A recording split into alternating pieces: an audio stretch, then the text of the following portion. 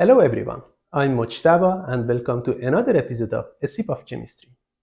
This is episode number 12 and I'm pleased to share my conversation with Professor Jonathan Stebbins, a prominent researcher who has significantly advanced our understanding of the structure and dynamics of inorganic materials, particularly disordered ones such as gases and molten silicates and oxides.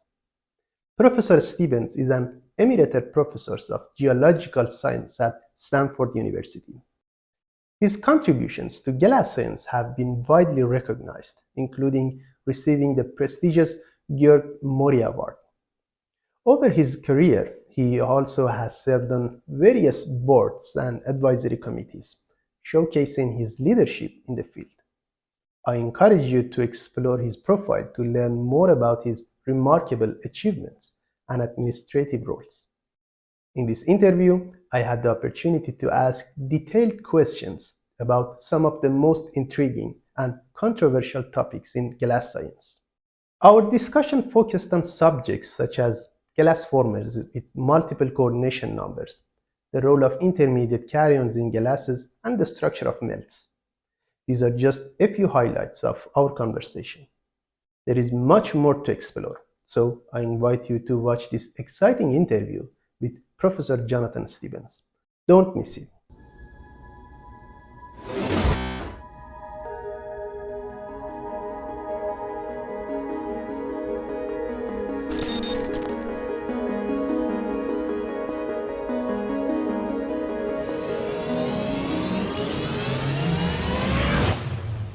Thank you, Professor. Thank you so much for agreeing doing this interview. Just like always, please tell us more about yourself and where did you complete your academic degrees? Well, first of all, let me thank you for doing the series of interviews. It's certainly interesting, and I'm sure will be a very useful undertaking. So thanks to you. I did my undergraduate work at Harvard in geology, finishing in 1977, a long time ago. I started off as a chemistry major, but then switched to geology with an idea of maybe being able to spend part of my career running around in the mountains instead of being in a lab. That didn't work out.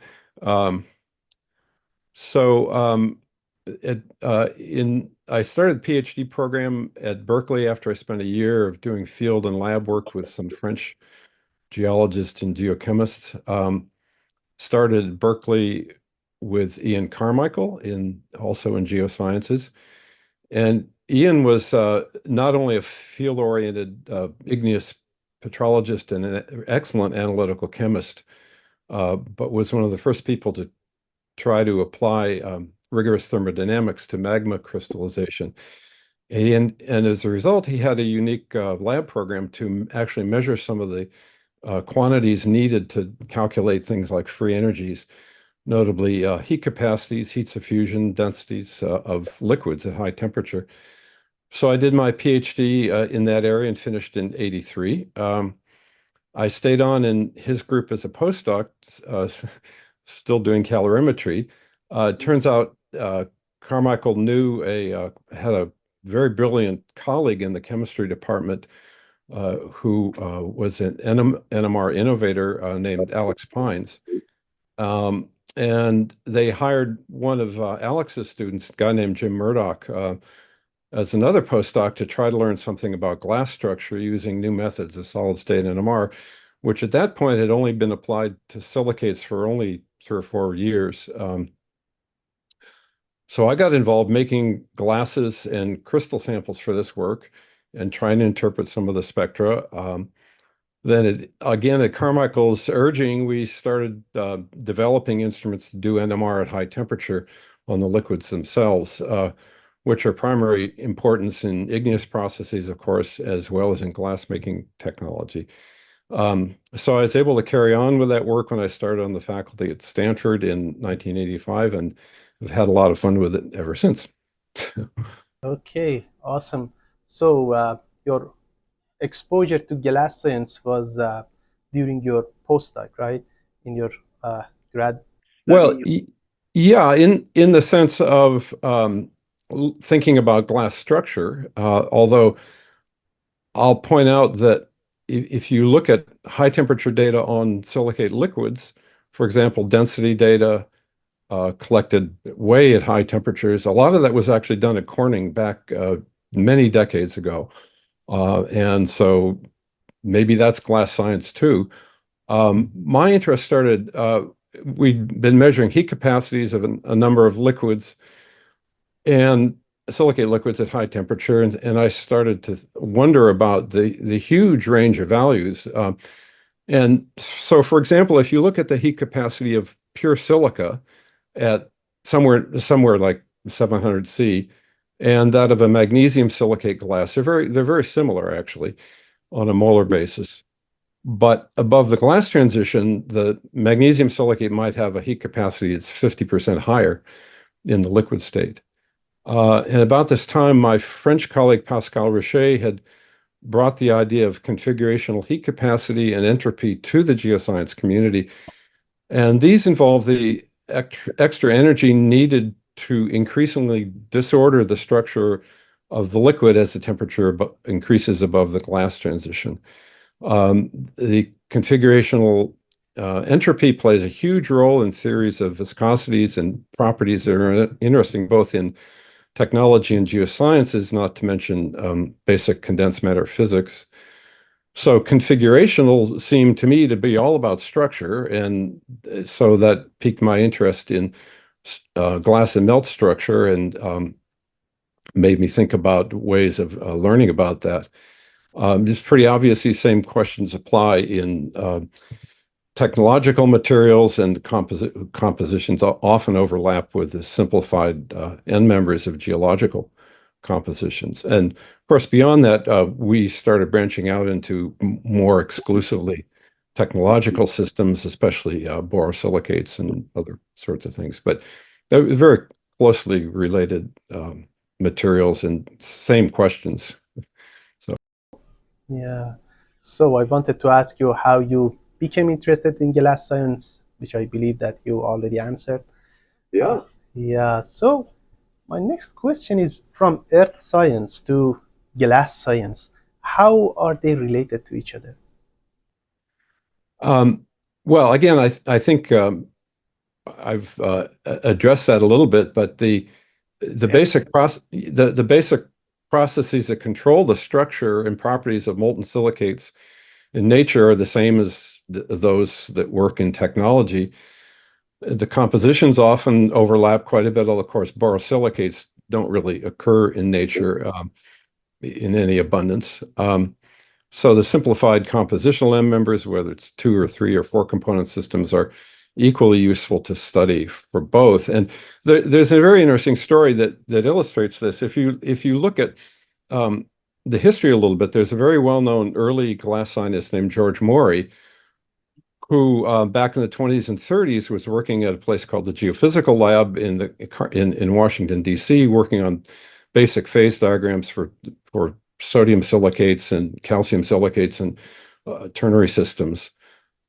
He considered himself a chemist, gave talks at Ceramic Society meetings, and in fact, the American Ceramic Society has a top award named after him. At the same time, though, at the same laboratory in the same period of time, there was a geologist named Norman Bowen who was also measuring simple phase diagrams that were a little bit more geological, involving magnesium and iron and other things. And he presented his work at geological meetings, and the Mineralogical Society of America has a top award named after Norman Bowen, but they were working on the same labs in the same time and collaborating together on lots of different papers. So it's an interesting connection that goes way back through the history of experimentation and thinking about these things. So you said that you did your study. You started your study with chemistry. Then eventually you worked. You actually chose your career as a faculty member in the earth science and geology. So I wanted to ask, as a mineralogist, why did you choose NMR as your main characterization technique? That was because your background was chemistry? No. Well, it was, as I hinted, it's mostly good luck. Of being in the right place at the right time to collaborate with a laboratory of one of the best solid state NMR programs in the world, and at Alex Pine's lab and his students and postdocs. And when I first started in this, I wouldn't have called myself a mineralogist anyway, but since I've published many papers in the American Mineralogist Journal, I think maybe I've become something like that. But certainly NMR then and now continues to offer unique information on selected elements and that are very interesting in these systems: silicon, aluminum, oxygen, boron, so on. And it's equally applicable to crystals, glasses, and melts, and uniquely so to non-crystalline materials. And compared with other element-specific techniques such as X-ray spectroscopy, the NMR is a lot easier to get quantitative results on speciation and structure. And of course, later development of double resonance methods provide a whole new dimension for looking at medium and long range structure that's unique among any structural method. The NMR also provides a unique window on structural dynamics, which have been hugely important in thinking about processes in high temperature liquids and in crystals. But this aspect is much less well appreciated in the glass science community. So NMR continues to be quite a unique and powerfully interesting approach. Oxygen 17 NMR is highlighted in your work. I think your first publication in Nature in 1989, when I was a 1-year-old child, you published an article about the oxygen 17 NMR on solids. So would you tell us about that work, and since then, how has your work actually helped us to understand better about the role of oxygen in the structure of the glasses? Yeah, this is a long and somewhat interesting story. I'll try to condense it a lot. The early collaborations we did on oxygen 17 as silicates were again with Alex Pine's group at Berkeley and his students and postdocs. And they were mostly about demonstrating the usefulness of some new two-dimensional NMR methods that they were developing, things like magic angle flipping and double rotation methods. For quadrupolar nuclides like O17. And in some cases, the results are just spectacular. You go from no resolution at all in conventional one-dimensional magic angle spinning spectra to complete resolution of structural species in the 2D data, at least in the crystals. A little bit later, we realized that in many cases, in simple systems, we could see structural information from two-dimensional O17 spectra of aluminosilicates and borosilicates, and even in simple 1D spectra of some alkali silicates. And the 2D methods, especially the multiple quantum, were really powerful in detecting and quantifying linkages between the network cations, such as SiOSi, ALOAL, SiOAL, and so forth. And you give us the first opportunity to actually measure the state of disorder among the network cations, which is very important for the thermodynamics. And also the ability to directly see bridging and non-bridging oxygens in simple 1D spectra of some alkali silicates, not all, but some, and aluminosilicates allowed us to test models of structural reactions in framework species and even to quantify bond exchange in high temperature in situ experiments. We went on with this work and several other groups, and it's still a very rich area. Certainly worth the trouble and the expense of making these isotopically enriched materials. And it's good to remember, if you take crystallography or other courses, usually you think about the world of solid structures from the standpoint of cations and polyhedron and those sorts of things. But it's good to remember that both numerically and volumetrically, oxygen is the most abundant ion in silicate and oxide materials, whether it's nature or technology. And so looking at the structure from the viewpoint of the oxide ion instead of just the cation centric view can be very useful at thinking about what's going on. So it's a lot of fun. We had a lot of fun with that. Although it's not necessarily easy.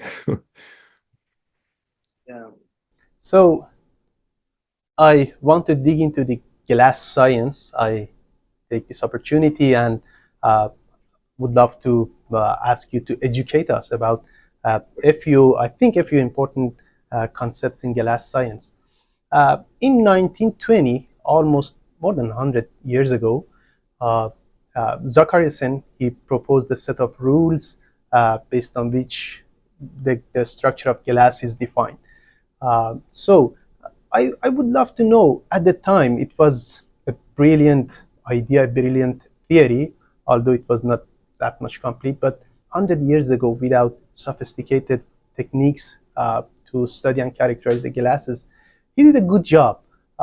So would you tell us more about the history of this theory? Well, I wasn't around then, either, and I'm not a historian, and I haven't researched this in any great detail. But it is fun to go back and look at some of Zachariason's early papers, and there's a paper a little bit later from 1932 where he presents a really clear picture of his views. And it's good to remember that in 1932, he had some pretty good information about oxide crystal structures from early X-ray diffraction work. So he knew about SiO4 tetrahedra and how they connected together in minerals like quartz. And of course, he knew about glass formation, that there were only a few oxides, notably at the time, silica and B2O3, that form glasses on their own and form these very viscous, obviously strongly bonded liquids. And so he had a pretty good idea of what a network structure would look like. And then if you throw in some oxides that don't form networks, he had a pretty good idea of what those were doing to the structure. And it's a good idea to go back and look at these things because it makes you think about really what the basic processes are that we're all interested in. So he had a lot of information to go on, and spectroscopy and X-ray methods have filled in a lot of gaps, of course, and complicated this and made it a much richer subject. But he wasn't just making this stuff out of thin air. He had a lot of structural information already back then. So it's interesting business. It's always good to go back and read these early papers. Norman Bowen was doing his work on melt thermodynamics starting in 1913, I think, and thinking about silicate molecules and things they knew nothing about structurally. But we had a lot of stuff that was right. My next question, I think it's about I would like to ask about the coordination numbers in network formers. In boron, we see that we have 3 and 4, the coordination number. In silicon, under normal condition, it's 4. For phosphorus, it's 4. So I want to know what governs these coordination numbers in gases. And in aluminum, also we see 4, 5, and 6. So where should we look into to understand the the uh, the reason behind this coordination number? Is this the charge? Is this the electronic structure? Is this the size of the cation? How we can learn more about the change in the coordination number of these network formers? Sure. Well, a simplified answer to this is the first chapter in any crystallography book. It has to do with cation radii and radius ratios, cation oxygen radius ratios, and it's a very oversimplified view, but it's very helpful for this. And if you look at this, for boron, trivalent boron, it's sort of in between what fits for 3 or 4 coordinated, and it so can energetically can occupy those two states without enormous energy changes. Silicon is ideal for 4 coordination ambient pressure, but you go up in pressure, and 5 and 6 coordinated silicon take over in both melts and crystalline systems, of course. Aluminum, trivalent aluminum is a little bit bigger than Si4+, and so it's more compatible with 5 or 6 coordination at ambient as well as high pressure, and becomes more higher coordination at higher pressure, of course. Real life's a lot more complicated. We've shown that small amounts of 5 coordinated silicon are present even at ambient pressure in some alkali silicate classes. And it turns out the effects of composition on network cation coordination in alkali silicates show similar trends with composition as are much better known for borates and germanates, which have abundant multiple coordinations. Even phosphorus can go to octahedral coordination with oxygen at very high pressure in oxide phases, but the only data on this that I know, we did one study of high pressure stishovite, which is SiO2 at with octahedral coordination. And with a little bit of aluminum in solid solution in the stishovite, you can actually detect an NMR signal for what is almost certainly octahedrally coordinated phosphorus. So again, these so-called radius ratio or cation sizes are fixed in our little local world of the pressure that we live in, but most of the Earth is a rather different circumstances. So, what should we do with aluminum? It has 4, 5, and 6 coordination. The coordination number is 4, 5, and 6. And when one approach in order to justify the topology and the structure of a glass is charge compensation calculation. So aluminum 6, should we take it into account as the network modifier or not? If we consider it as a network modifier, its cation field strength, it's still high. I guess it's close to 1, which is far away from magnesium, calcium, sodium. So what should we do with aluminum 6? Well, so one of the things you asked about 017 before, again, thinking about things from a anion-centered view as opposed to a cation-centered view makes you think a little bit differently. So one of the things we realized working on oxygen speciation, especially in aluminosilicates, is that the distinction between bridging and non-bridging oxygens really becomes unclear when the cation coordination gets complicated. So in other words, if you have an oxygen bonded to an aluminum, is it and there's another aluminum involved, is it bridging or non-bridging if the aluminum goes from 4 to 5 to 6, and that then you start asking questions about really what's the coordination number of the oxygen, not just the cation. And we realized that you really need to expand the terminology and keep track of all the bonds and not just put things in pigeonholes.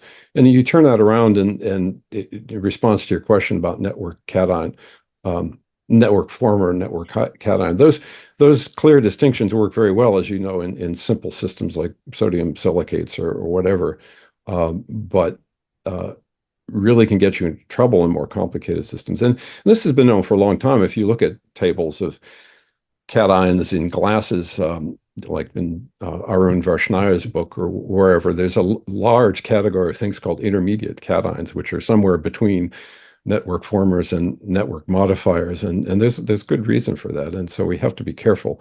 So the best thing is to try to keep track of all the bonds and not try to pigeonhole stuff into two categories. So you talked about the role of the oxygen in the glass. So what's a tricluster oxygen or free oxygen? Yeah, so that's a good question. I like to use terminology that is sort of specific and informative. And so for the term tricluster, as I think it goes all the way back, again, many decades in the glass literature, limit this to an oxygen that has three first neighbor cations, and each of which is 3 or 4 coordinated network former, like boron or aluminum or silicon. And not to generalize this to oxygens with any 3 cation neighbors, because the first definition is kind of a rare beast and therefore sort of interesting. The latter 3 coordinated oxygens are all over the place and are important, but play a rather different role as a much more common thing. Like if you look at a SiO-Al bridging oxygen, it's not 2 coordinated. It's got 2 or 3 other cations around it to charge balance it. So the tricluster, I like to keep that fairly narrowly defined.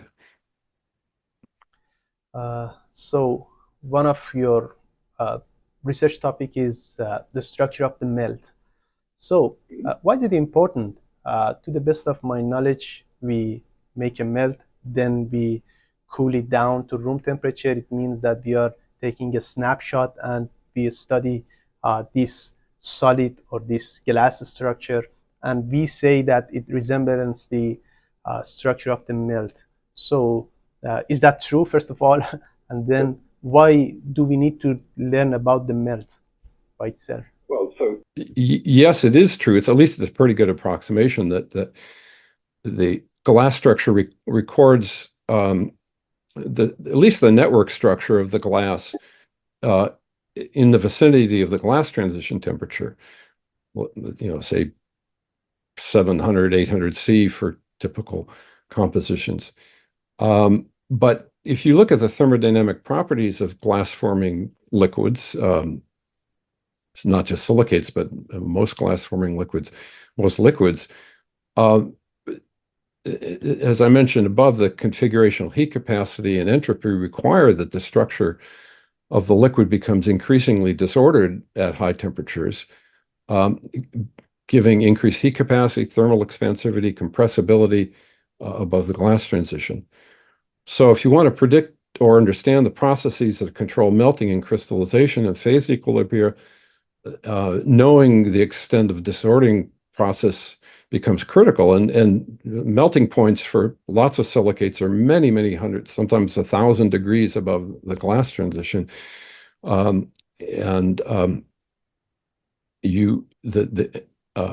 entropy difference between crystals and glass for, say, a magnesium silicate is only half the entropy difference between the liquid and the crystal at the melting point.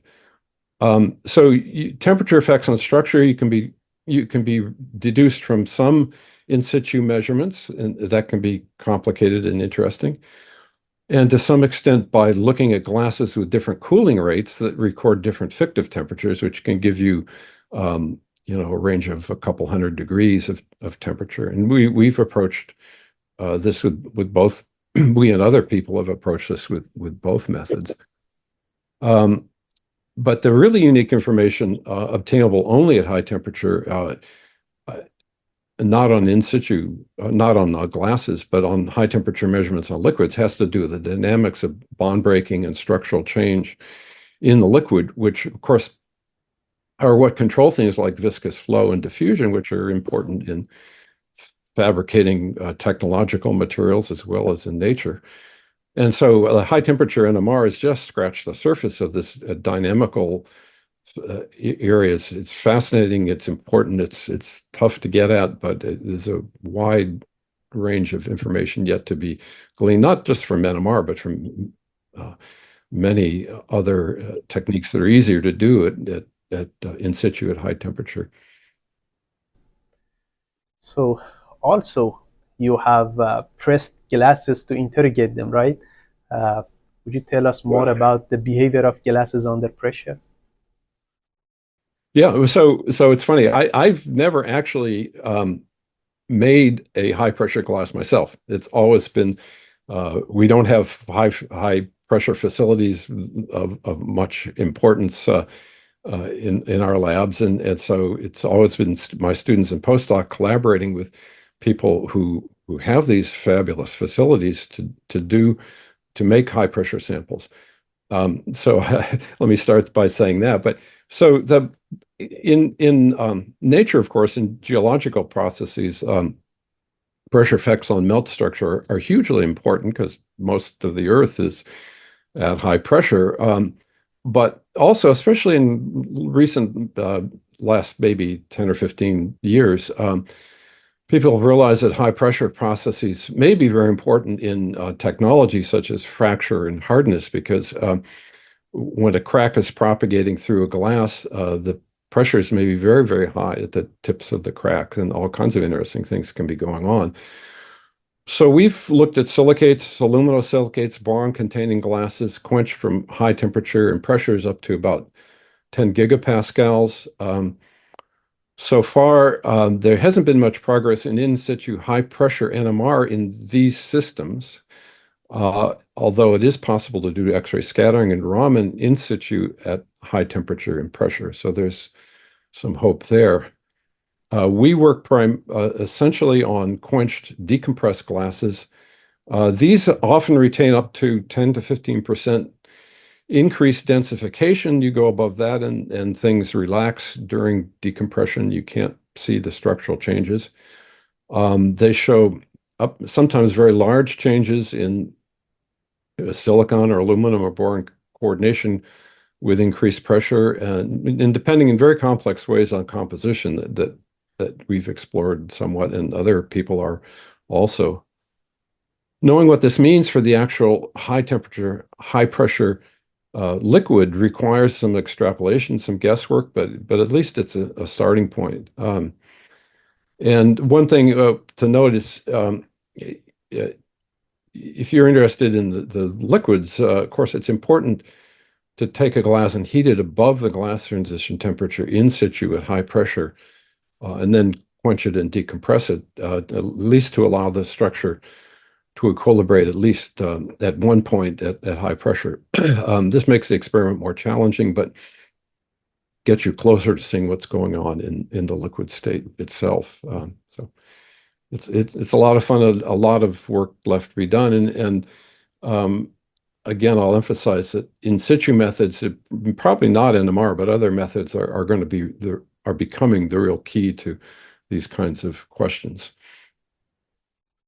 Okay, so in the upcoming GoMD conference 2025 in Vancouver, Canada, there would be a conference, GoMD, there would be a symposium honoring you, your work, 50 years of researching glass science using NMR. So how do you feel about it? Well, I'm thrilled. I'm very honored and grateful, even flattered, and appreciate the efforts of my former students and postdocs to put this together, such as your mentor, Scott Craker at Manitoba. Originally, this was going to happen several years ago, but like many things, was derailed by the pandemic. And so I hope you're there and I get a chance to meet you in person. Yeah, hopefully I can see you there. So I have a few more questions about the general aspect of science. Sure. One of them, so usually we publish the positive results, right? Don't you think it's good and helpful for the community, the science community, to know about the path a scientist, the researcher actually traveled to get to the peak? So why don't we publish the negative results, just to tell them that we have done these things and they didn't work? Maybe we even also could provide some information or insights about why it didn't work. In general, I would love to know, usually we don't publish negative results. Is there any specific reason? Is it boring? Well, I'm not quite sure what you mean by a negative result. In my mind, negative is a bad experiment or a poorly designed experiment or poorly carried out experiment, which probably shouldn't be carried out. If by negative result, meaning that you add some new measurements to a broad look at which supports conventional wisdom. This is important in clarifying things, strengthening what we know about the world. Journals certainly do sometimes favor novelty, especially some journals, especially novel results, maybe even controversial results, presumably because it attracts readership. But things that clarify measurements or do a better job are often equally or even more important. And the key thing when you write about such things is to make it clear in your own mind why you're doing these experiments or theoretical analysis, and be able to explain why you're doing it, why it matters, and then it doesn't seem so negative. Hmm. So you talked about the controversial results.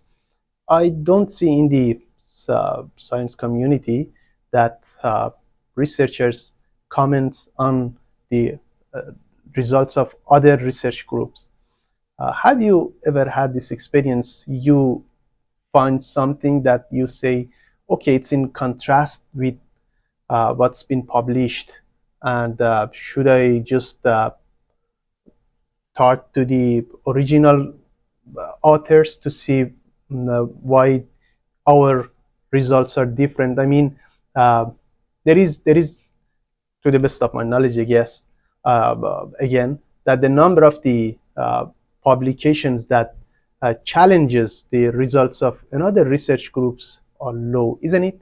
Have you ever seen something like this, that something is published, but you have found totally different results? You say, okay, I need to step forward and just communicate or publish something or ask something publicly about uh, the results. People have comments or critiques about published papers.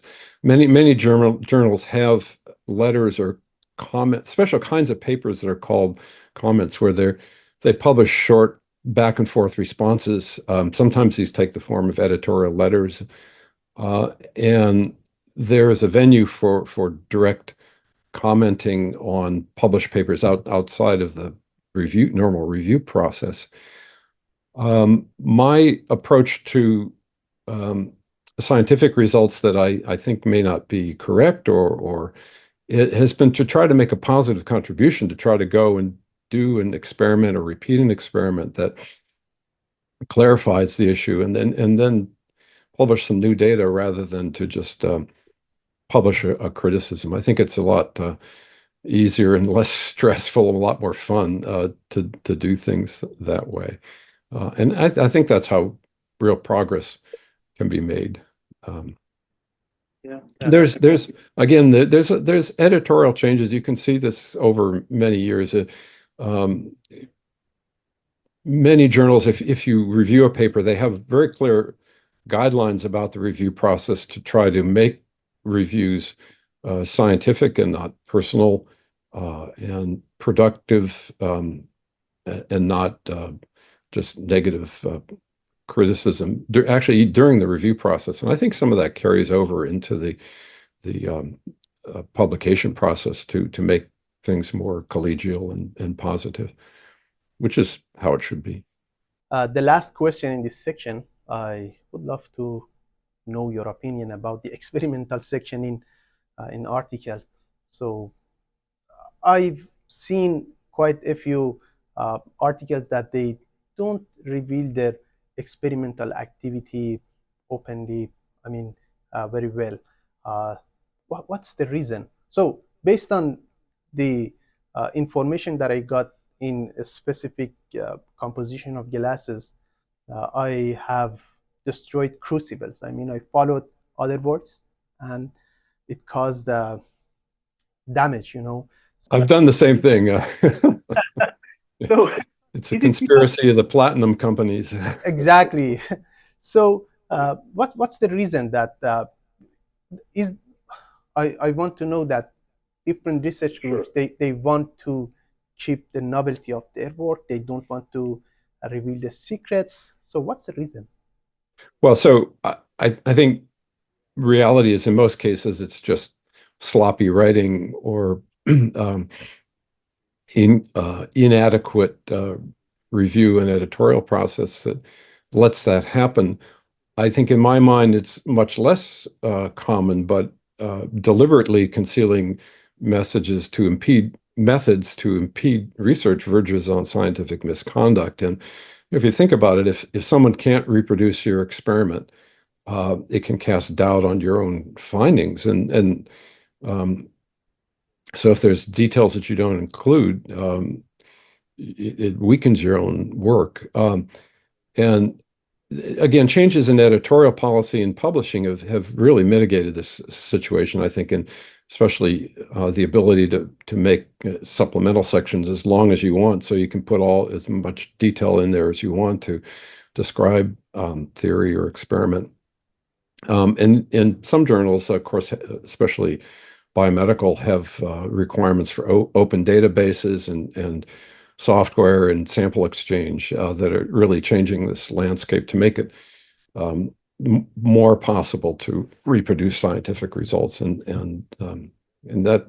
that's of course important. There's sometimes real issues with intellectual property and patents that complicate things, but these are usually short-ranged, and information gets out eventually, you hope. Not always, but it's the way it should be.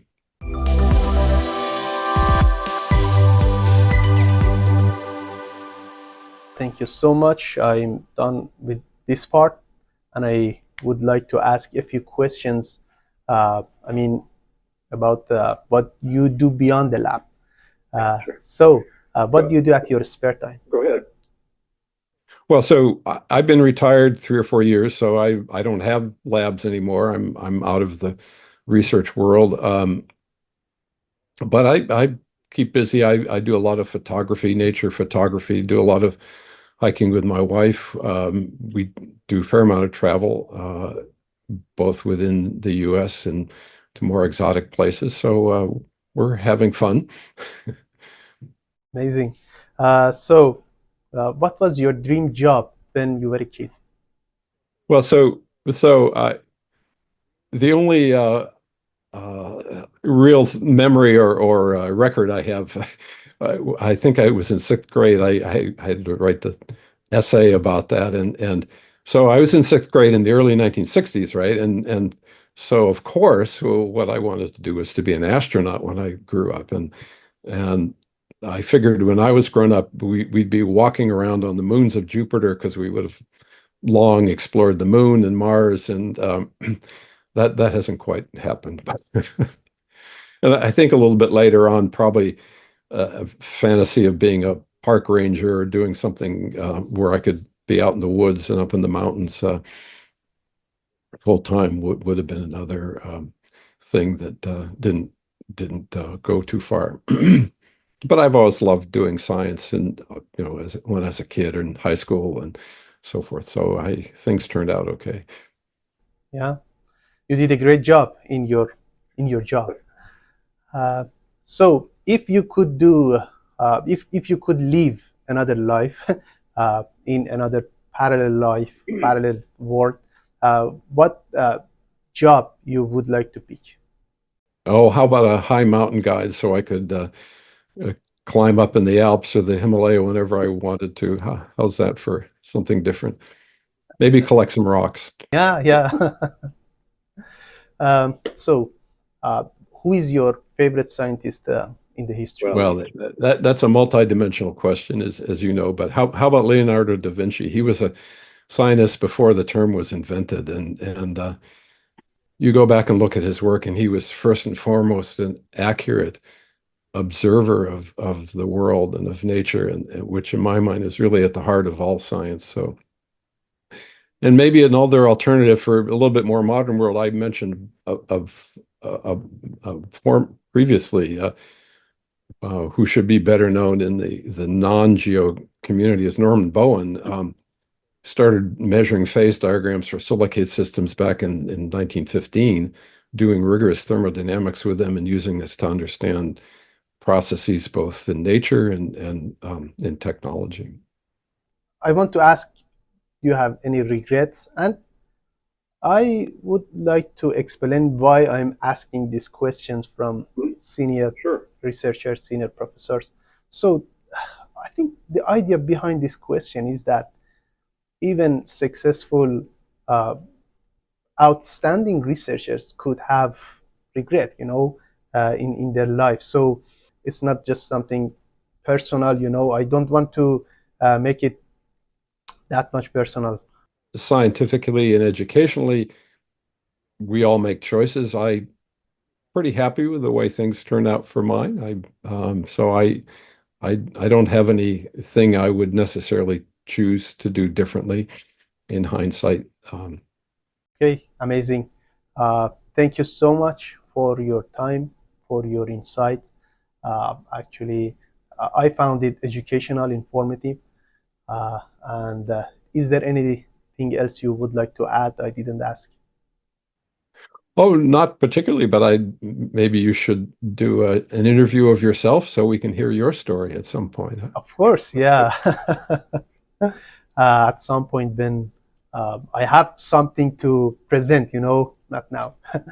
uh, thank you so much, and have a good day. All right. Thank you again for doing this. Bye. Bye.